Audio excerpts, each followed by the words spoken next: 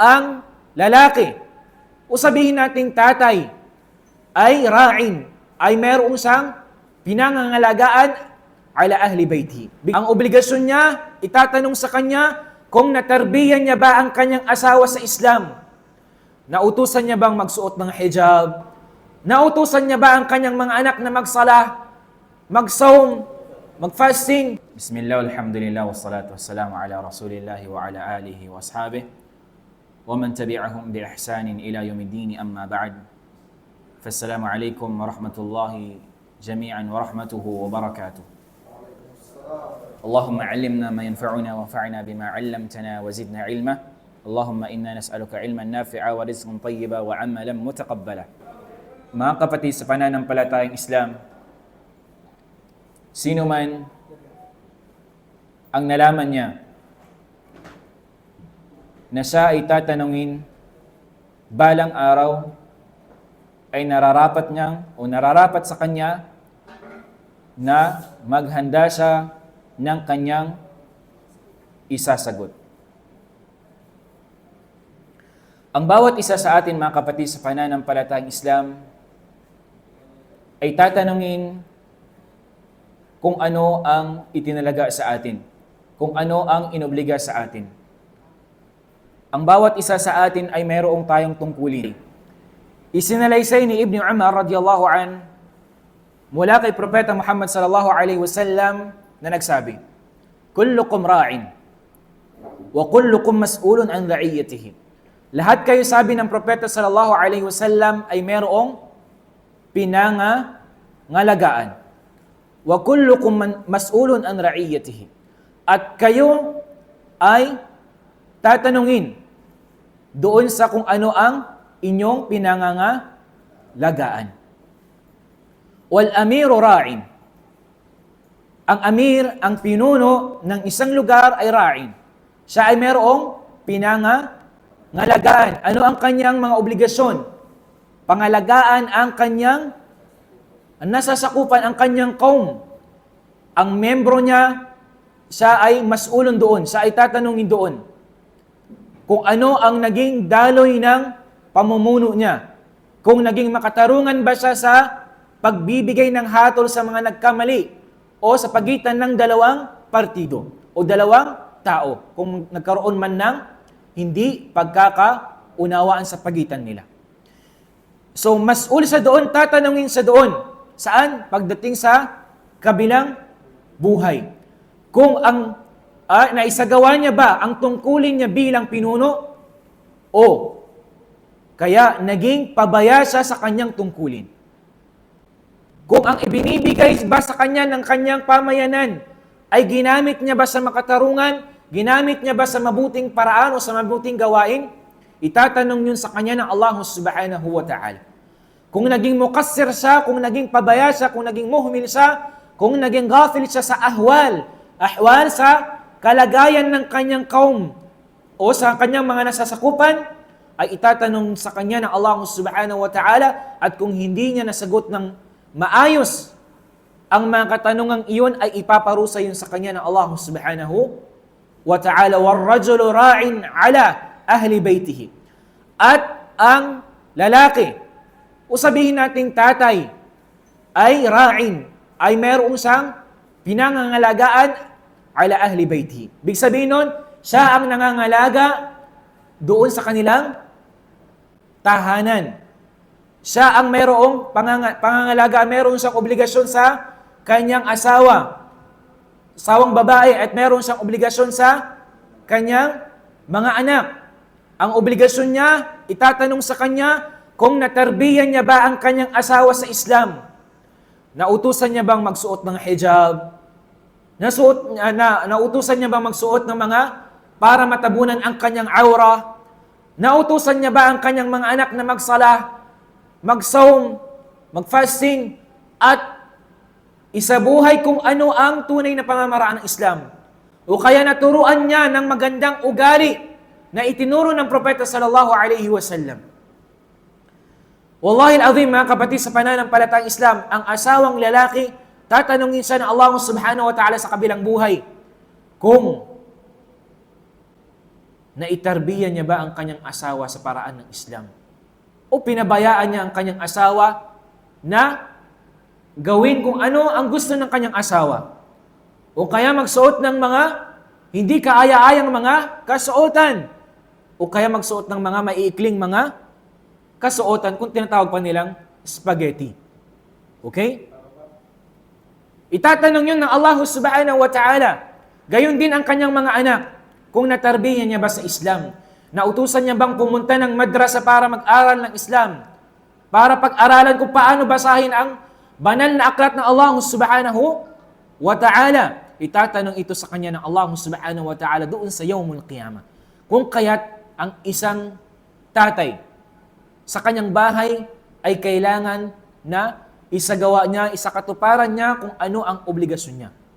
Ang lalaki, siya ang dapat, sabihin natin, siya ang hari doon sa kanyang tahanan. Siya ang dapat may under. Ibig sabihin, hindi siya under ng kanyang asawa. Siya ang merong karapatan, siya ang merong kakayahan na utusan yung kanyang asawa.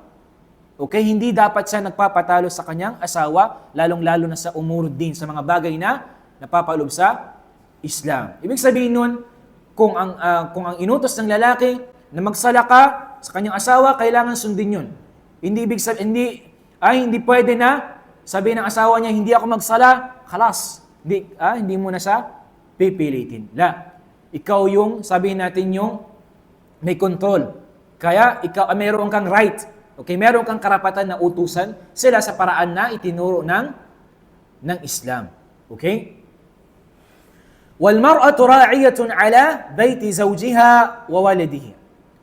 Okay, ang babae ay mayroon din siyang obligasyon sa bahay ng kanyang asawa at kanyang mga anak. Ano ang obligasyon ng babae sa kanyang asawang lalaki? Sundin niya kung ano ang ipinag-utos ng kanyang asawang lalaki. Hanggat ang inuutos ng kanyang asawang lalaki ay hindi lumalampas sa boundary ng Islam. Okay? Hak yun at nararapat, obligado sa babae na sundin ng kanyang asawang lalaki. Gayon din na pangalagaan niya ang kayamanan na meron ang kanyang lalaki.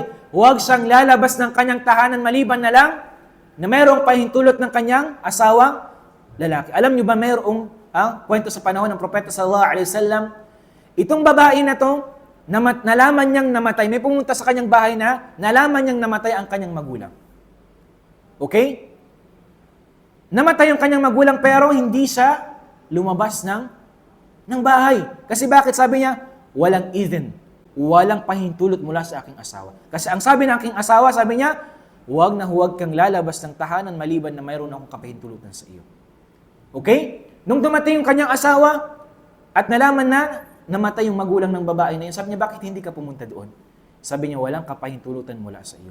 Ganon yung ta'a, ganon yung pagsunod ng babae na yun, subhanallah, sa kanyang asawang lalaki.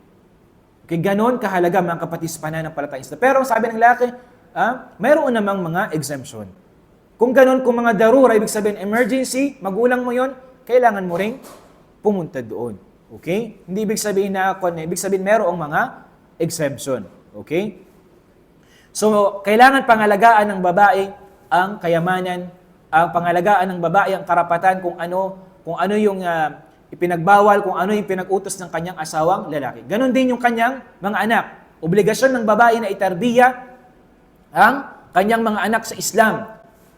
'Di ba? Sabi nila ang babae ay ilaw ng tahanan at ang lalaki ay haligi ng tahanan. So ang babae siya ang magsisilbing ilaw, siya ang magtatarbiya sa kanyang mga anak.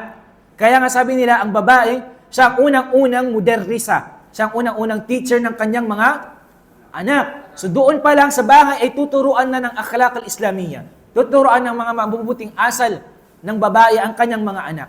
Ibig sabihin, hindi lang dapat ang babae, hindi siya aasa doon sa madrasa na turuan ng mga mabubuting akhlaq. Bagkus doon pa lang sa tahanan, doon na dapat tinuturuan ng asawang babae, itarbiyan ng babae ang kanyang mga anak sa Islam. Hindi pabayaan. Okay? Hindi i-spoil sa mga bagay. Kaya bakit maraming mga kabataan na nagiging spoiled? Dahil hindi tinuturuan ng kanilang mga magulang ang kanilang mga anak sa kanilang tahanan pa lamang. Sa tahanan pa lamang. Kaya maraming mga bata na suwail sa kanilang mga magulang. Iyadan billah, di ba? Ilayo tayo ng Allah subhanahu wa ta'ala doon sa mga anak na suwail sa kanilang mga magulang. Okay? So itatanong din to ng Allah subhanahu wa ta'ala sa ng babae pagdating sa kabilang buhay, itatanong din sa kanya na Allah, yung kanyang mga anak kung natarbiyan niya ba to. Kaya nga sabi nila, paano, meron pumunta sa isang sheikh, sabi niya, Sheikh, paano ko, sabi niya, itatarbiya yung aking mga anak? Sabi niya, nahuli ka na, sabi niya. Sabi ng ano na to, sabi niya, paano nahuli? Ay, hindi pa nga ako, wala pa, sabi niya mga anak, gano'n. Sabi niya, okay, sabi ng sheikh na yun, sa pagpili mo pa lang ng iyong mga papangasawa, doon na nag-start kung paano mo itatarbiya. Ibig sabihin nun, kung naging saliha, kung naging mabuti ang iyong asawa, insyaAllah ta'ala doon ay, insyaAllah, magiging mabuti yung magiging anak mo. Pero kung, ibig sabihin nun, hindi mabuti ang babae, asahan mo na, kung hindi siya nagbago, ay hindi magiging matuwid. Hindi niya maitatarbiya yung kanyang mga magiging anak. Okay? فَكُلُّكُمْ رَاعٍ وَكُلُّكُمْ مَسْئُولٌ عَنْ رَعِيَّتِهِ. So, sabi ng Propeta sallallahu alaihi wasallam, lahat tayo ay mayroong obligasyon at yung obligasyon natin na yun ay tatanong sa atin ng Allah subhanahu wa ta'ala. At ito ay ilan lamang mga kapatid sa pananampalatayang Islam. At ito ay tatanong sa atin ng Allah subhanahu wa ta'ala doon sa kabilang buhay. Kung kaya't maging handa tayo at dapat isakatuparan natin, isagawa natin kung ano ang ating mga obligasyon. Nang sa ganun, ay masagot natin kung ano ang itatanong doon sa atin sa kabilang buhay. Wallahu ta'ala a'lam wa sallallahu ala nabiyyina Muhammad wa ala alihi wa ashabihi ajma'in. Assalamu alaikum wa rahmatullahi wa barakatuh.